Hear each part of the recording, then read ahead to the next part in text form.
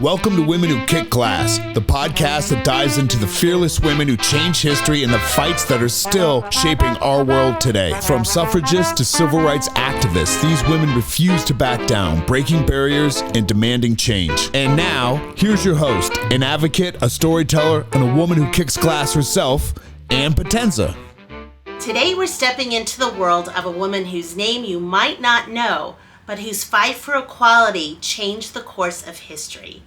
Clarina Irene Howard Nichols. Born in 1810 in Vermont, Clarina was a journalist, a public speaker, and a fierce advocate for women's rights, especially in marriage, education, and property laws. She was a force in the early suffrage movement, but her story goes way beyond voting rights. She fought for the everyday freedoms of women in ways that shaped the very fabric of America. So why don't we know her name? She didn't care about fame, she cared about results, and trust me, she got them. So let's step back in time and meet this incredible woman. Imagine this. It's the mid-1800s and women have no legal identity separate from their husbands. A married woman's wages? Not hers. Her home? Not hers.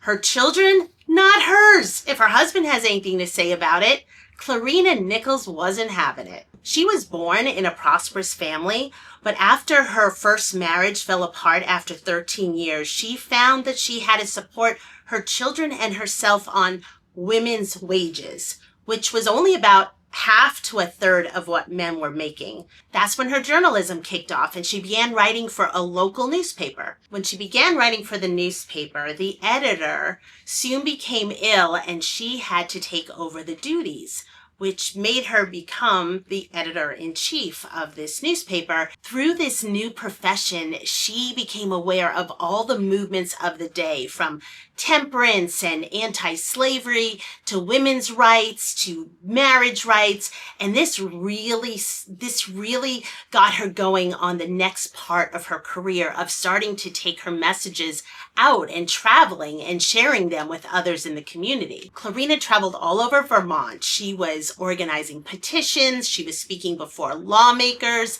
She was giving speeches. She found herself speaking in front of an audience of men who didn't even believe that women should have rights at all. And it was at one of these speeches that she got to give a speech on married women's property rights. And this is how she put it in her own words. A wife should no more be subject of the will of her husband than he should be to hers. Are we not rational beings entitled to the same rights and privileges? That line alone must have sent shockwaves through the room. And guess what? She won. After that, Vermont passed laws for women to own property and to retain their own earnings. This was one of the first victories in women's rights history. But Clarina wasn't just fighting for laws, she was fighting for dignity. For a woman to stand up in front of a room full of men in the 1850s and demand change, it wasn't just radical, it was revolutionary. And yet, even after the victory, the fight was far from over. Laws are one thing, but getting men and even society to accept them is a whole other battle. Clarina knew that changing minds was as important as changing laws. So she kept speaking, she kept pushing, she kept proving that women weren't asking for favors. They demanded justice. She once said, "The road to reform is never a straight path, but every step forward is a step that cannot be undone." And she was right. And she had another success story. When she was 41 years old, she went to the second women's convention, which was being held in Massachusetts, and she gave the very first speech on women's property rights. Her speech really nailed what she had experienced and what she knew other women were going through. And she made a point by sharing a story, a very true story of someone that she knew. This was part of her speech that she shared. In my native town lived a single sister of middle age. She had accumulated something, for she was capable in all the handicrafts pursued by women of her class. She married a worthy man, poor in the world's goods, and whose children were all settled in homes of their own. She applied her means, and by the persevering use of her faculties, they secured a snug home, valued at some $500, he doing what his feeble health permitted toward the common interest. In the course of years, he died, and 2/3 of that estate was divided among his grown-up children, 1/3 remaining to her. Nope, she could only have the use of 1/3 and must keep it in good repair. The law said so. The use of $200 in a homestead on condition of keeping it in good repair was the legal pittance of this poor woman, to whom with the infirmities of age had come the desolation of utter bereavement. The old lady patched and toiled, beautiful in her scrupulous cleanliness. The neighbors remembered her, and many a choice bit found its way to her table. At length she was found in her bed paralyzed, and never to the day of her death, 3 years, could she lift her hand or make known the simplest one of her nature. And yet her countenance was agonized with the appeals of a clear and sound intellect. And now, friends, how did the law support and protect this poor widow? I will tell you. They set her up at auction and struck her off to the man who had a heart to keep her at the cheapest rate. 3 years she enjoyed the pauper's support and then died. And when the decent forms of a pauper's burial were over, that third was divided, as had been the other 2/3, among her husband's well-to-do children. And that was her case. Why women's wages and family property were important, and why a woman should be able to retain her property, especially after the death of her husband. But Clarina wasn't done. She left Vermont and she went over to Kansas Territory. She felt that she could influence men better in the new state with this new code of laws. So in the Kansas Territory, the battle for women's rights collided with the fight to end slavery. She worked alongside with abolitionists, ensuring that not only were women's voices heard, but that Black women, who were often left out of the conversation, were part of the movement too. So of course, like a true journalist, she found herself writing for another newspaper. And this one, she was co-editor of the Chindowan newspaper of Kansas, which was from the Native American word Wyandot, which means leader. This paper was very important for this new territory because it chronicled the growth of this state as well as the Free State Clause. So the Free State Party was established after America had the American-Mexican War, and there was all this new land and territories that opened up, and Kansas being one of the newer ones, there was a debate of whether slavery was going to be able to expand into Kansas. Most of the state was against bringing slaves into that territory. Of course, there were the people that did not believe in slavery any longer. They were the abolitionists. Those were the people that Clarina was on the side with. And her newspaper followed along the path of what was going on in the movement at the time.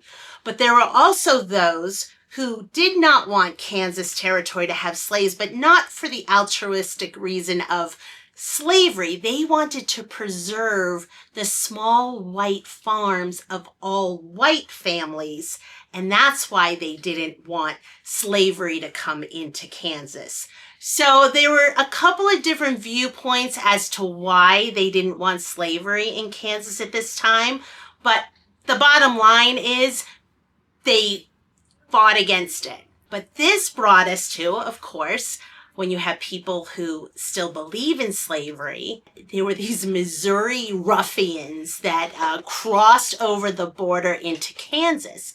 And when they were voting on this, they stuffed the ballot boxes to be pro-slavery, and they tried to influence the election. And they won. So all of a sudden there was this victory that slavery was going to be allowed in Kansas. And the people who were against slavery were like, no, we do not believe in this. This was set up. It's fraud. And they were trying to argue their case. Unfortunately, at the time, the president of the United States was Franklin Pierce, and he was on the side of slavery. He would go on later to talk against President Abraham Lincoln when he emancipated the slaves. But at this time, President Pierce was in charge, and he sided with the vote that Kansas should allow the slaves. And the Free State Party was furious, but there was nothing they could do about it. In the summer of 1859, Clarina was the only woman who was invited to the convention for the Kansas Constitution. When she attended that convention, she wanted to make sure that women were taken into account. And these were the 4 areas that she emphasized, and she even circulated a petition beforehand to get this point across. She wanted for equality for mothers with fathers in divorce. She wanted women to have the right to own, control, inherit, and bequeath property, even if married. She wanted equality in education, and she wanted the right to vote. Like any woman who pushes boundaries, she faced opposition. She was mocked, she was dismissed, she was physically threatened. But you know what? She didn't accept the word no. Clarina knew that change takes time, but she also knew that somebody has to be the one to push it. And it was because of her input that Kansas wound up with one of the most liberal constitutions when it came to women's rights in this country. Kansas had the very first state-run university in the world to allow women to attend classes alongside men. When a Kansas woman went to court, she had her property rights and her child custody rights protected. And Kansas women were allowed to vote in school district elections. But it wasn't until 1912, which was 8 years before women got the right to vote, and unfortunately 30 years after she passed. Well, here are some ways that Clarina's work did take effect in our world today. In 1974, the Equal Credit Opportunity Act became law. This was monumental because it was the first time that women were allowed to apply for credit on their own, which is what gave them the opportunity to be able to apply for home ownership. In the past, they used to have male co-signers. They weren't even allowed to have bank accounts or credit cards until this act passed. So that was one of the results of the work Clarina did way before.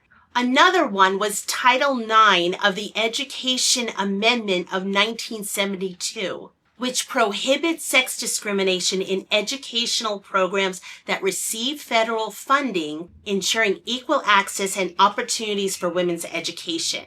Now, that brings us to today. If the Department of Education is abolished, it's not that this won't exist anymore, but what it means is that it won't be enforced. So the guardrails will be gone if the Department of Education is abolished. So who will enforce Title IX of the Education Act? And the last thing is that family law now exists in our courts. So both men and women have equal rights when it comes to the decision-making in child custody. It's not determined on their sex any longer. So why does this matter today? Because Clarina Nichols fought battles that we still see echoes of today. I mean, she fought for economic independence for women. Today, women still experience gender pay gaps. She fought for women's voices in government, and today we still struggle for equal representation. She fought for mothers to have rights to their children. Today, custody laws still often favor men in subtle ways. Her story, it's a reminder. Our rights weren't handed to us. They were fought for by women like Clarina Nichols, who didn't take no for an answer. So what can we do? What can we do? Keep pushing, keep voting, keep amplifying women's voices, especially the ones history has tried to erase. Because if Clarina Nichols were here today, she wouldn't be sitting quietly. She'd be standing up, speaking out, and reminding us all that the fight isn't over. And neither is ours. Thanks for joining me on this episode of Women Who Kick Glass. I'm Ann Potenza, and if Clarina Nichols' story inspired you, share this episode, start a conversation, because remember, history isn't just the past. We're shaping it and fighting for it right now. Because when one woman breaks a barrier, she leaves cracks for the next one to push through. So keep pushing, keep speaking up, and most of all, keep kicking glass. Thanks for listening to Women Who Kick Glass. Be sure to follow and subscribe so you never miss an episode. To learn more, contact the show. Visit womenwhokickglass.com. Women Who Kick Glass is executive produced by Lou Valentino. Written by Lou Valentino and Ann Potenza. Until next time, keep kicking glass.